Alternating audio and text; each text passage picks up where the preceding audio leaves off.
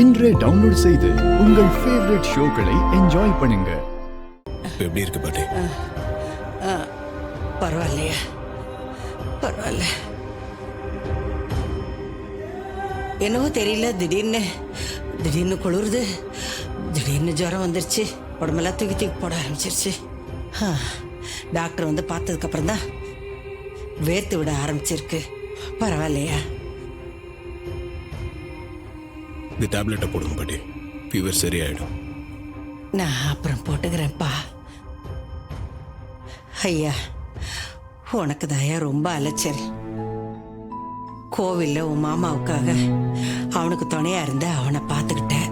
அப்புறம் என்ன கத்தியால குத்திட்டாங்கன்னு என் ஆஸ்பத்திரிக்கு கூட்டிட்டு போய் வைத்தியம் பார்த்தேன். இப்போ மறுபடியும் எனக்கு ஜுரம் வந்துருச்சுன்னு இந்த ராத்திரில ஓடி வந்திருக்கேன்.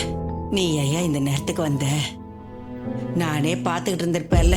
பாவம், கொஞ்ச நேரமாவது நீ படுத்து தூங்கியா? பாட்டி, உங்களுக்கு இங்க உடம்பு சரியில்லாத போது நான் எப்படி பாட்டி அங்க இருக்க முடியும்? அதான் நானே டாக்டரை கூட்டிட்டு வந்துட்டேன்.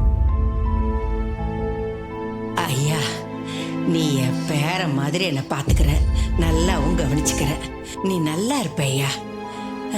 பாட்டி, நானும் உங்க பேரன் தானே பாட்டி? என்னையா நீ என் பேரன என்னையா சொல்ற? ஆமா பாட்டி, ரேவதி உங்க பேத்தி தானே? ஆமா. நான் தானே கல்யாணம் பண்ணிருக்கேன். அப்ப நானும் உங்களுக்கு ஒரு பேர மாதிரி தானே? ஆமா ஆமா ஆமா ஆமா. நீ என் பேத்திய கல்யாணம் பண்ணிட்டதுனால நீ எனக்கு பேரன் தான். பாட்டி, உங்களுக்கு எதனா ஒரு பிரச்சனைனா எனக்கு ஃபோன் பண்ணுங்க. அடுத்த நிமிஷமே உங்க முன்னாடி வந்து நிற்பேன்.